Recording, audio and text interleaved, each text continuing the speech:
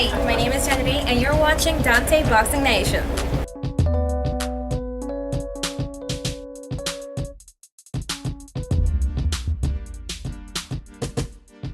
Dante's Boxing Nation, what's going on, guys?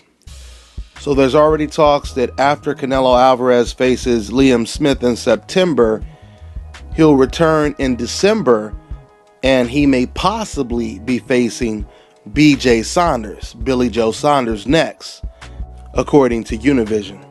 This is what Univision had to say about the matter. Quote, Mexican is committed against Liam Smith for the WBO junior middleweight belt on September 17th. If he passes the test, Canelo will go for the 160-pound crown against Saunders before year's end.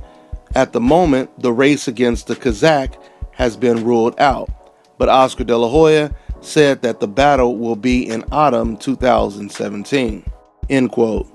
Now, I will say this. If Canelo Alvarez moves up to middleweight without forcing BJ Saunders to come down to a catchweight, that would be a good look for Canelo Alvarez. Regardless, even if he is fighting the weakest champion at the middleweight division, it'll be his first fight at the middleweight division, so he'll get a pass. Once again, that's only if he moves up all the way to 160 pounds, as opposed to demanding a catchweight, fighting at 156, 157, 158, whatever. We already seen what Canelo weighs 60 days before a fight, 30 days before a fight.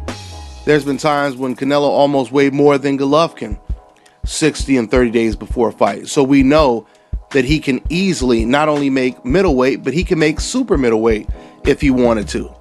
Okay? So there's no reason for Canelo Alvarez to demand a catchweight.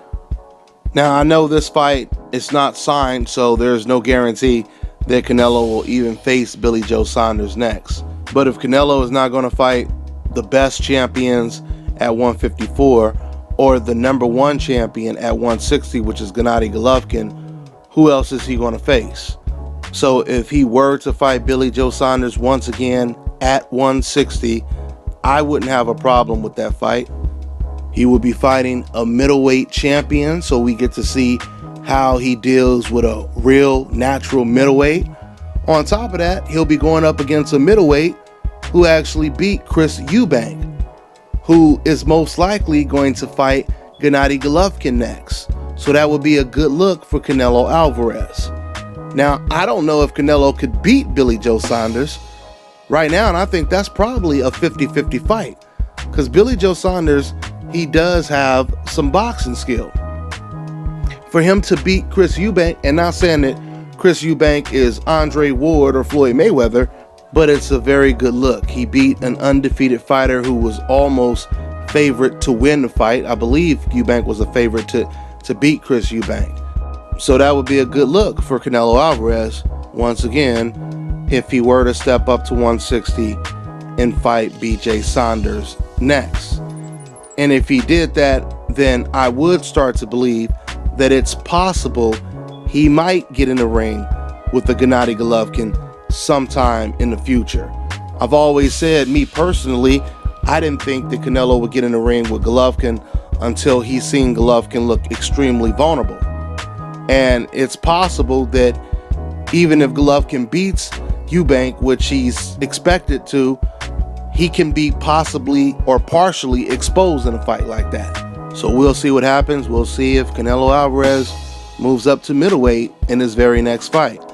Now, I really question if he will move all the way up to 160, because when I asked his trainer right before the Khan fight, when are they going to move up to middleweight, his trainer, Canelo Alvarez trainer, he said that they're not moving up to middleweight for at least another 2 to 3 fights. And then he said maybe. Okay, so there's no telling what Canelo is going to do next. This is just the talks right now, according to Univision. We'll see, guys. That's all I got for now. I'm on to the next one.